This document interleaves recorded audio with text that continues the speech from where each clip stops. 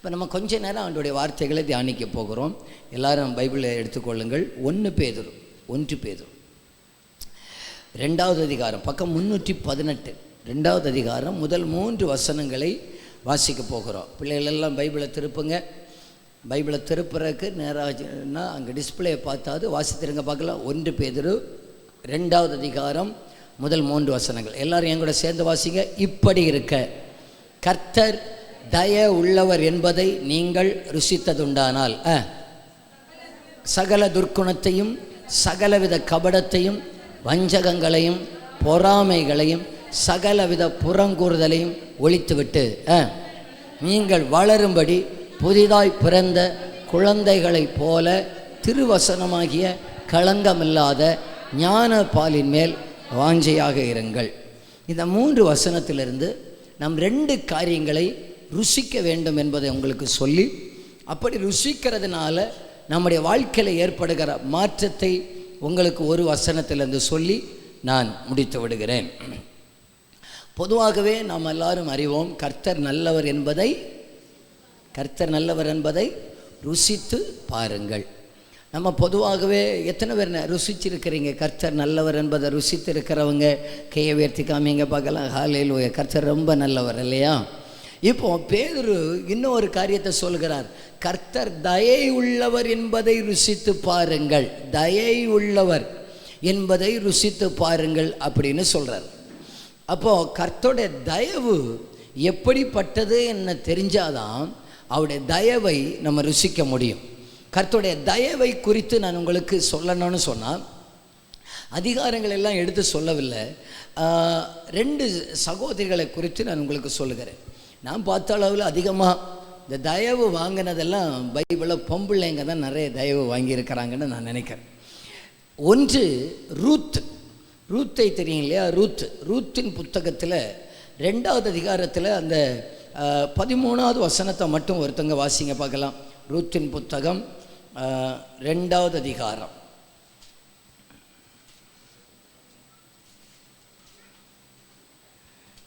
13வது வசனம்.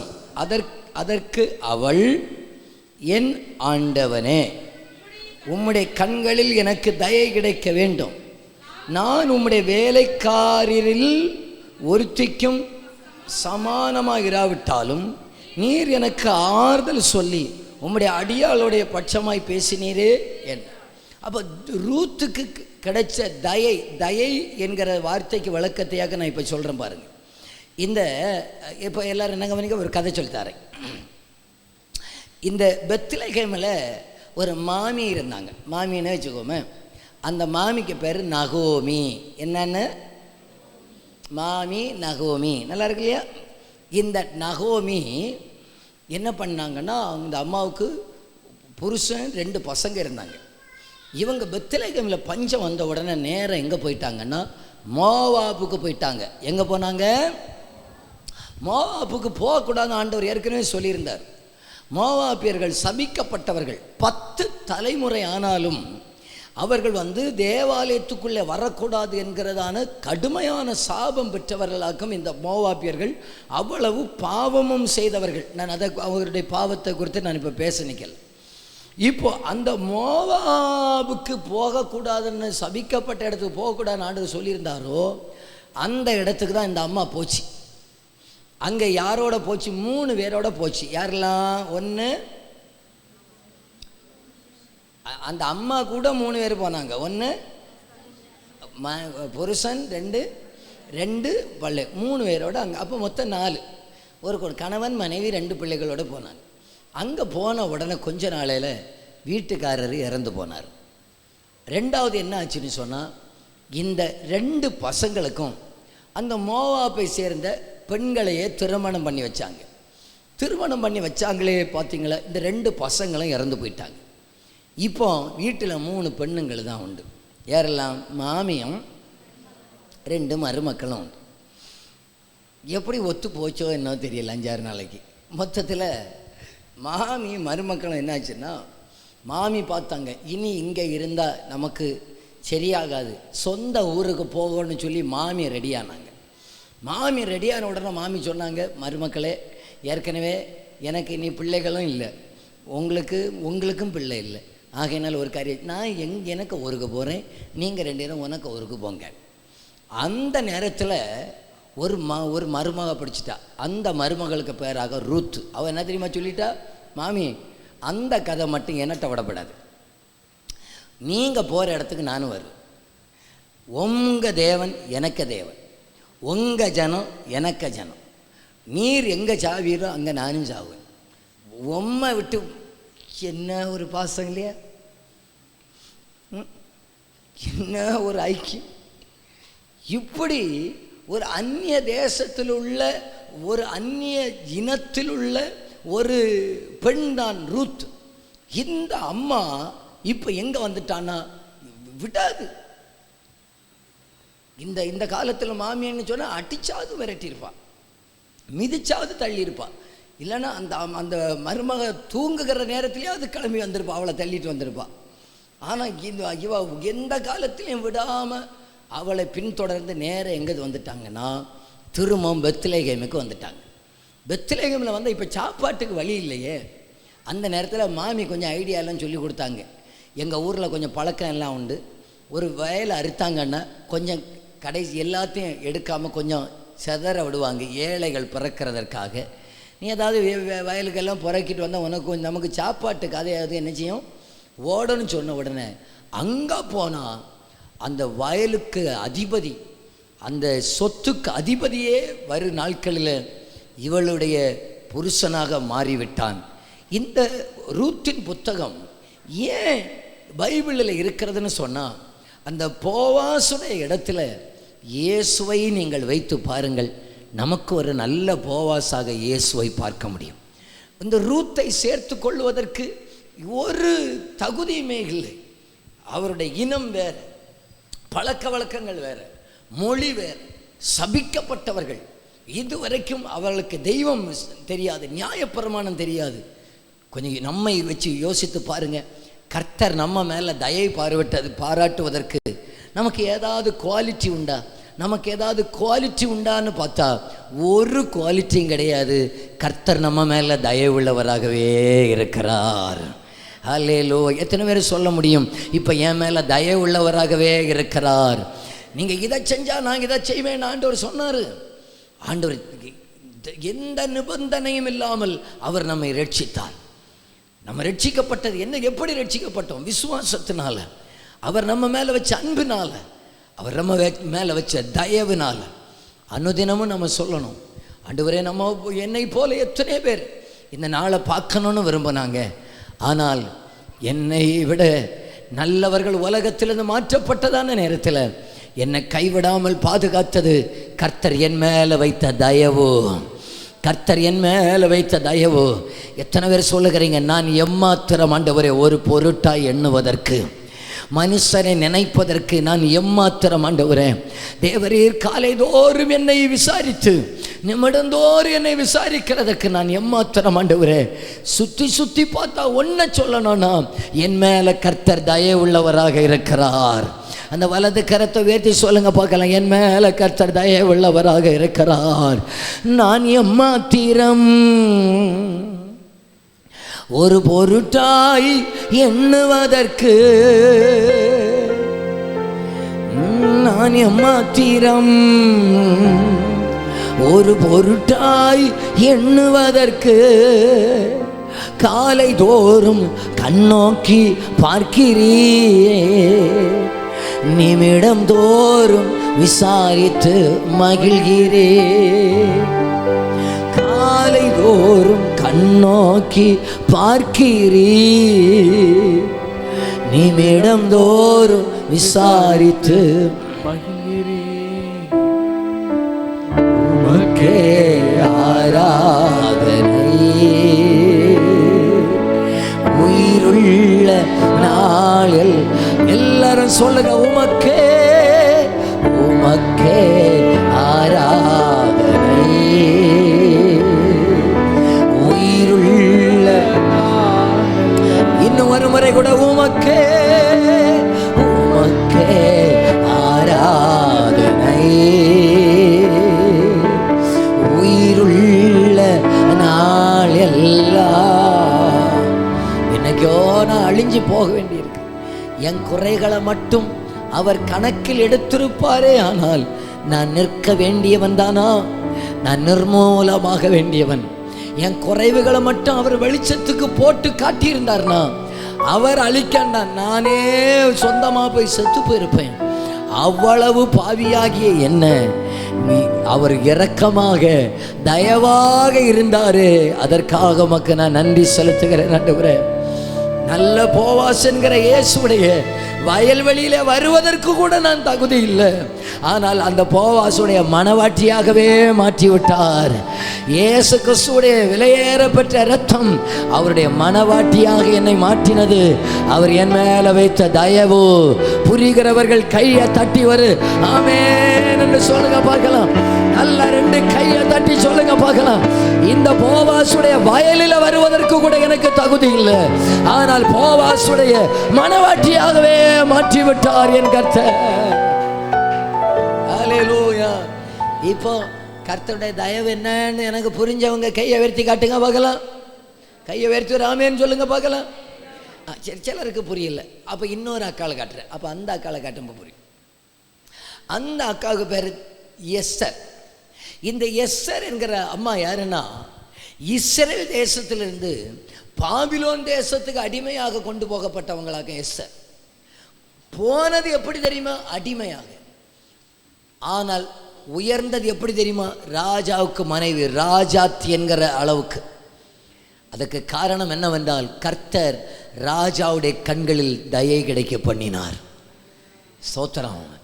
நம்ம ஒவ்வொரு நாளும் கேட்கணும், ஆண்டவரே உங்கள் தயவு மட்டும் என் மேலே இருந்தால் போதும். நான் அடிமையாக இருந்தாலும் எளியவனாக இருந்தாலும் பரவாயில்ல, என் கர்த்தரை நான் உன்னதமான ஸ்தானங்களில் கொண்டு வந்து நிறுத்துவீர் ஆண்டவரே. அந்த வலது கையை உயர்த்தி சொல்லுங்க, உங்க அன்பு பெரியது, உங்க இரக்கம் பெரியது, உங்க கிருபை பெரியது, உங்க தயவு பெரிய. நீங்க மட்டும் சொல்லுங்க, உங்க அன்பு பெரியது, உங்க கிருபை பெரியது. இன்னும் சத்தமா, உங்க அன்பு, உங்க இரக்கம், உங்க தயவு, உங்க தயவு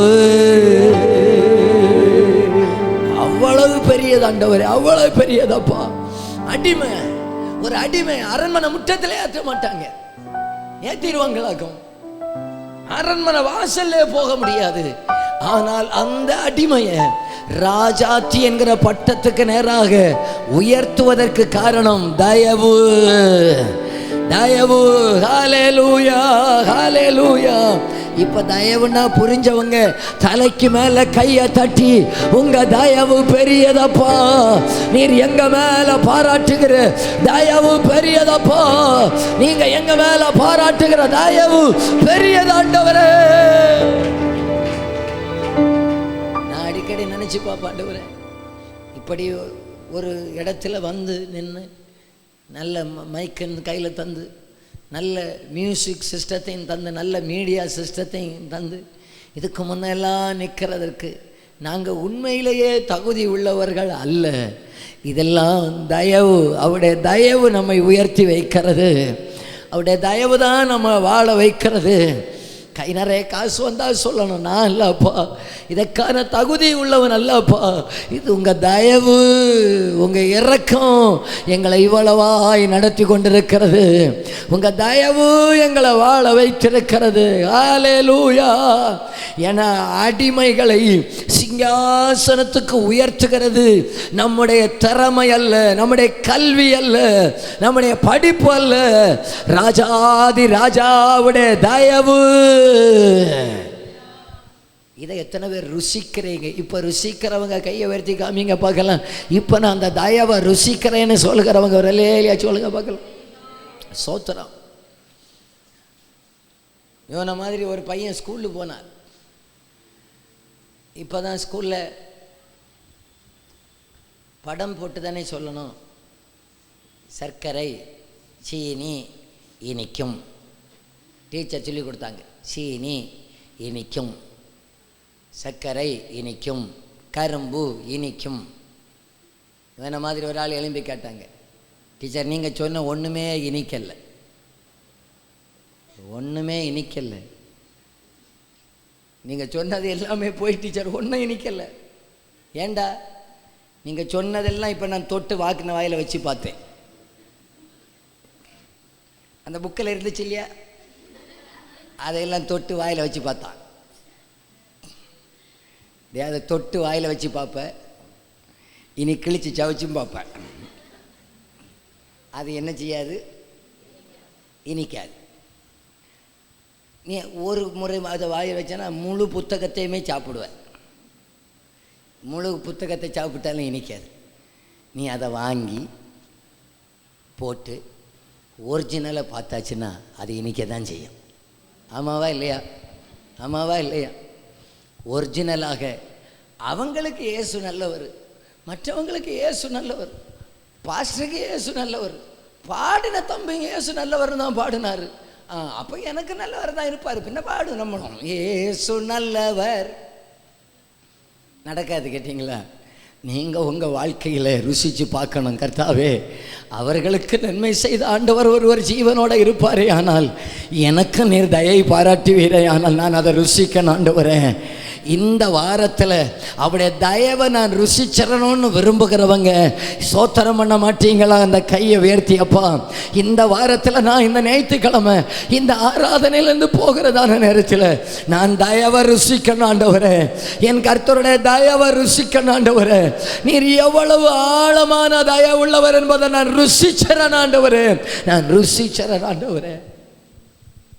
ஹல்லேலூயா, ஹல்லேலூயா. இப்போ இனி அடுத்த வசனத்துக்கு வரும். 1 பேதுரு 2 வாங்க பார்க்கலாம். 2வது அதிகாரம் 2வது வசனத்தை வாசிங்க பார்க்கலாம்.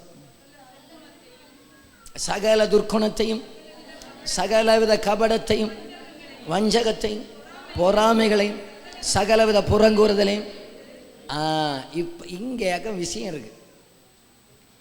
பல நேரத்தில் எல்லாரும் பாருங்கள், அதை ஒருக்கா நீங்கள் இந்த டிஸ்பிளேயை பார்த்து எல்லாரும் வாசிங்க பார்க்கலாம். சகல துர்க்குணத்தை, சகல கபடத்தை, வஞ்சகத்தை, பொறாமைகளை, சகல புறங்கூறுதலையும் ஒளி. 5 காரியம் இருக்குது. இது 5 உள்ளவங்க ஒன்று கையை உயர்த்தி காட்டுங்க பார்க்கலாம். இது 5 என்கிட்ட இருக்குன்னு சொல்கிறாங்க. சரி, இல்லை இல்லையா? சரி, கொஞ்ச நேரம் கழித்து பார்ப்போம். சரி, இனி மாற்று ஒரு 10 நிமிஷத்தில் நமக்கு பார்ப்போம். இப்போ பேதுரு என்ன தெரியுமா சொல்கிறாரு? அவர் தயை உள்ளவர் என்பதை நான் என்னைக்கு ருசிக்கிறேனோ அன்றைக்கு தான் நான் குறை உள்ளவன் என்பதே நமக்கு தெரியும். எத்தனை பேர் அதை புரிகிறீங்க? நம்ம பல நேரத்தில் நான் ரொம்ப பர்ஃபெக்ட் நாங்கள் நினைக்கிறோம், நான் ரொம்ப உத்தமன், நான் ரொம்ப நல்லவன், நான் ரொம்ப. நம்ம பல நேரத்தில் நாம் தவறு செய்கிறோம் என்பது நமக்கு தெரிய வேண்டும்னா முதல்ல அவர் நல்லவர் என்பதை நமக்கு தெரிஞ்சாதான் நான் குறை உள்ளவன் என்பதே நமக்கு தெரியும். அது வரைக்கும் தெரியாது. அப்போஸ்தலனாகிய பவுல் என்ன தெரியுமா சொன்னார்? நியாயப்பிரமாணத்தின்படி நான் குற்றம் சாட்டப்படாதவனாக சொன்னார். ஆனால் இயேசுவை கண்ட பிறகு என்ன தெரியுமா சொன்னார்? பாவிகளின் பிரதான பாவி நான் சொன்னார். அப்போ கர்த்தாவே, நான் உம்முடைய தயவை உணர உணர எனக்கு ஒரு காரியம் தெரியும். நான் இன்னும் ஒழிக்க வேண்டியது சிலது உண்டு என்றும் தெரியும், என்னிலிருந்து சிலது அழிக்க வேண்டியது உண்டு என்று எனக்கு நான் அறிந்து கொள்ளுவேன். ஆமாவா இல்லையா? இந்த துர்க்குணம், பொறாமை, புறங்கூறுதல், இங்கே ஒன்று பேசுவாங்க, அங்கே ஒன்று பேசுவாங்க. நீங்கள் இப்படிப்பட்ட ஆட்களை பார்த்துருக்கீங்களா? உங்ககிட்ட சொல்லுவாங்க, அக்கா நல்லா இருக்கீங்களா, அண்ணி, அத்தை, வேற என்ன சொல்லுவீங்க நம்ம பாஷையில்? இதெல்லாம் பேசி இங்கே உங்களுக்கு சப்போர்ட்டாக பேசுகிற மாதிரி பேசுவாங்க. அந்த பக்கம் போய் சொல்லுவாங்க, இவளுக்கு இதுவும் வேணும், இன்னும் வேணும். இவளுக்கு இதுவும் வேணும் இன்னும் வேணும். பாஸ்டரை கண்டா சொல்லுவாங்க, பாஸ்டர் பாஸ்டர் கண்டு எவ்வளோ நாளாச்சு பாஸ்டர், ரொம்ப யாத்திரையிலே ரொம்ப இழைச்சி போயிட்டீங்க. அங்கே போய் சொல்லுவாங்க, மற்றவர் இப்போ பண்டு போல ஒன்றும் இல்லை கேட்டியில். இந்த மாதிரி சொல்கிற ஆட்களை பார்த்துருக்கீங்களா? எத்தனை பேர் உங்கள் வாழ்க்கையில் பார்த்துருக்குறீங்க? கையை வர்த்தி காத்துருக்க பார்க்கலாம், கையை வர்த்தி காட்டுங்க பார்க்கலாம். எத்தனை பேர் பார்த்துருக்குறீங்க? பார்த்துருக்கேன். நம்ம எல்லோரும் கையை வைத்தனங்க கண்ணாடியில் தானே பார்த்தீங்க.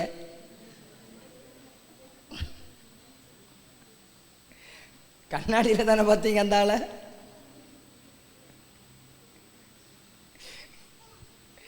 நாம இல்லைன்னா வீட்டுக்கு போய் பாருங்க, எங்கள் கண்ணாடியை சொன்னேன், உண்மையை சொல்கிறேன்.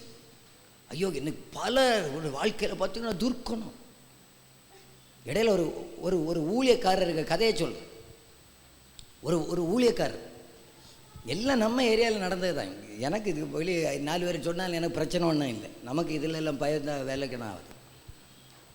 ஒரு ஆள் பைக்கில் போகிறாரு, ஒரு பாவப்பட்ட ஒரு மனுஷன்.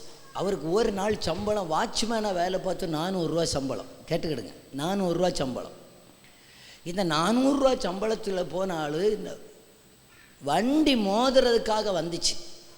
இவர் இப்படி ஓரமாக வண்டியை ஓரம் கட்டினார். பக்கத்தில் இருந்த ஒரு ஆளுக்கு மேலே இடித்து அவருக்கு காலில் அடிபட்டுச்சு.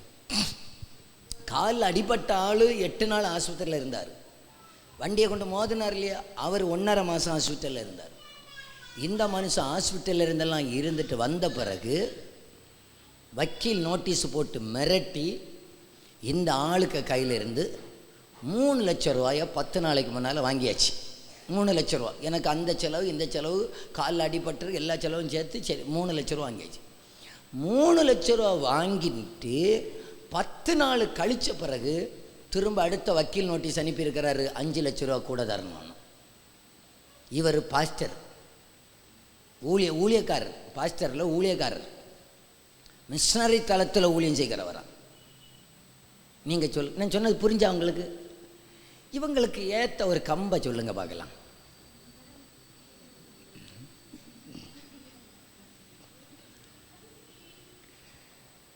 எவ்வளோ வேதனையாக இருக்குது தெரியுமா? அந்த மனுஷன் ஒரு நாள் 400 ரூபா சம்பளங்க, வாட்ச்மேனாக வேலை பார்த்து ஒய்ஃபுக்கு தாலி மாலை எல்லாம் அடை வச்சு சரி எப்படியோ அது மாறி போட்டு.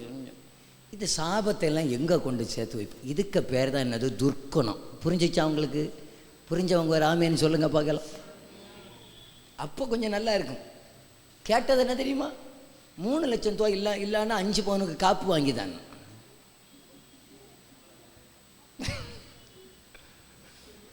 இல்லைன்னா 5 பவுனுக்கு காப்பு வாங்கிதான்னு நாடு சம்பவத்தை அப்படியே சொல்கிறேன். எவ்வளோ வாய் கூசாம, எவ்வளோ வாய் கூசாம. சீக்கிரத்தில் நம்ம ஊழியத்திலையும் வருவாங்க, என்ன தேடி வருவாங்க. அன்னைக்கு நாங்கள் ஒரு காப்பு செஞ்சு கொடுக்கணும்னு நினச்சிருக்கிறேன்.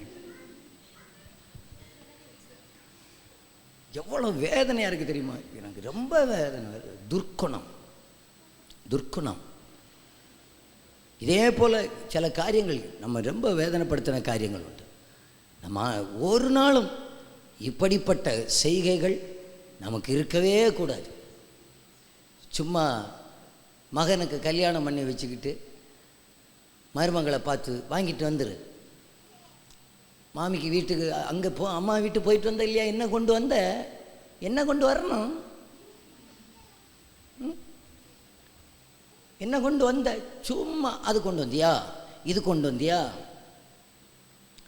பிள்ளைக்கு ஒன்றுமே போடாமல் விட்டாங்க. என்ன போடணும்? செருப்பு போட்டு விட்டாங்க, பவுட்ரு போட்டு விட்டாங்க.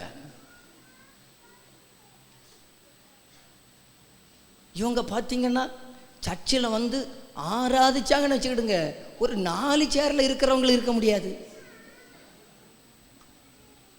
ஆராதனை உமக்கேன்னு சொன்னால் உமக்க பாயெல்லாம் பறந்துடும்.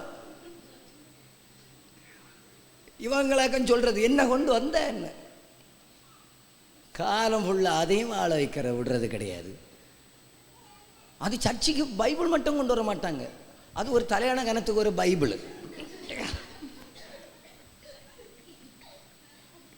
அதுக்கு மேலே அதே போல் ஒரு பெரிய ஒரு பாட்டு புக்கு, அது பிரசங்க குறிப்பெல்லாம் எடுக்கும். இது குறிப்பெடுத்து என்ன மாற்றம் வந்துச்சோ தெரியல, ஒரு மாற்றமும் வரல. அது சொல்லுது, வீட்டில் இன்னொரு 7 டைரியில் பிரசங்கம் எழுதுனது உண்டு, வச்சுக்க. எல்லாத்தையும் எடுத்து வச்சுக்கிட்டு ஏதாவது மாறிச்சா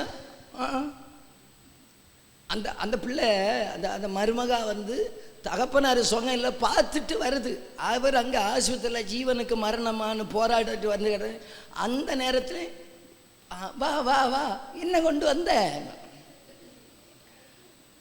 நீங்கள் சொல்லுங்க. காலை செருப்பு கிடக்குது,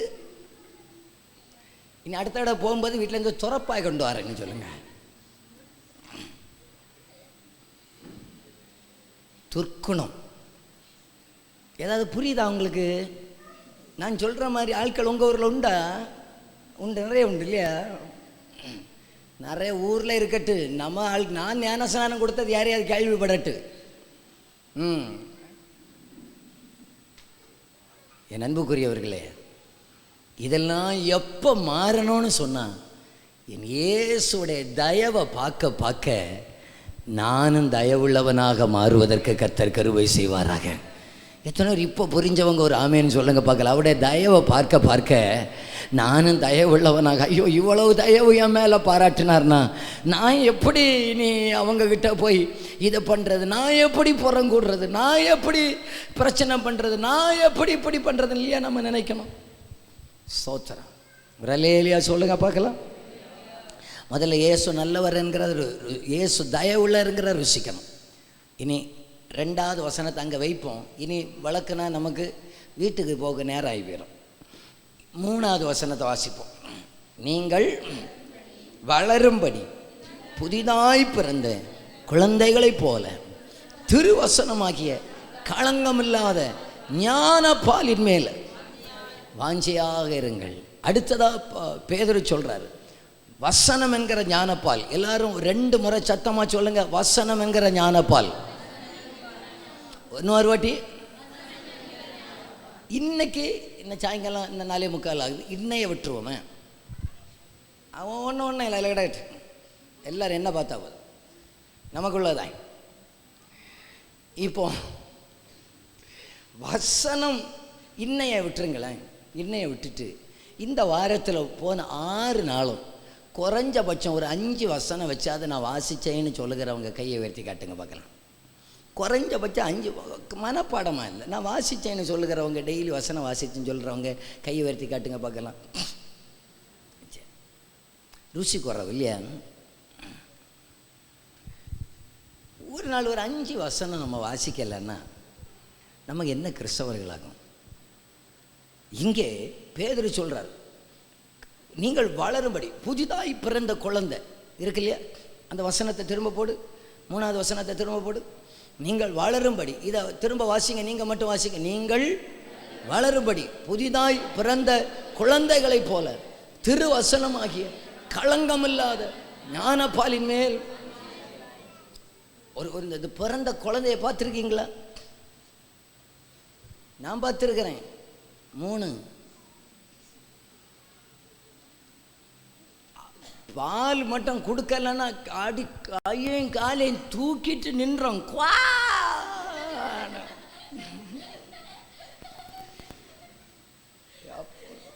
பாது கீறி அவன் சிரிக்கிறான், ஏன் கதை இவருக்கு எப்படி தெரியும்னு. அது குழந்தைகள் என்ன பண்ணியாது, அதுகளுக்கு கண்ணும் தெரியாது மூக்கும் தெரியாது. தாய் அங்கே வேலைக்கு போயிருக்கோம், தாய் ரொம்ப அர்ஜென்ட்டாக நிற்கும், அது ஒன்றும் தெரியாது. அது விட்டாமல் ஜீவன் போகிறது போல. அது என்ன சண்டை போட்ட வாங்கிடும். நான் என்ன சொல்கிறேன்னா, அதுக்கு எதுக்கு வளரணும், வளரணும், வளரணும். உண்மையான ஒரு தேவ பிள்ளை அப்படியே பேதுரு சொல்கிறார். என்னன்னு, நீங்கள் எப்படியாகிலும் வசனத்தை வாசிங்க, வசனத்தை ருசிங்க.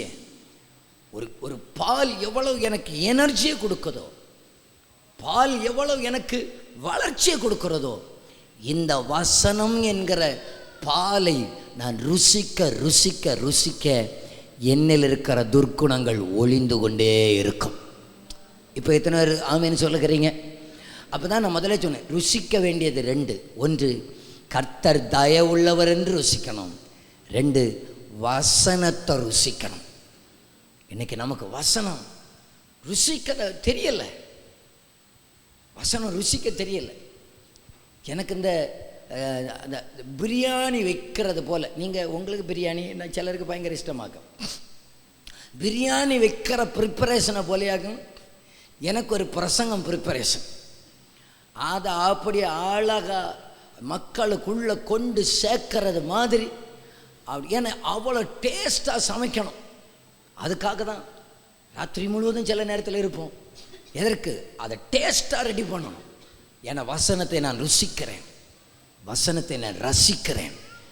இந்த வசனம்தான் என்னை உயர்த்தி வைக்கிறது.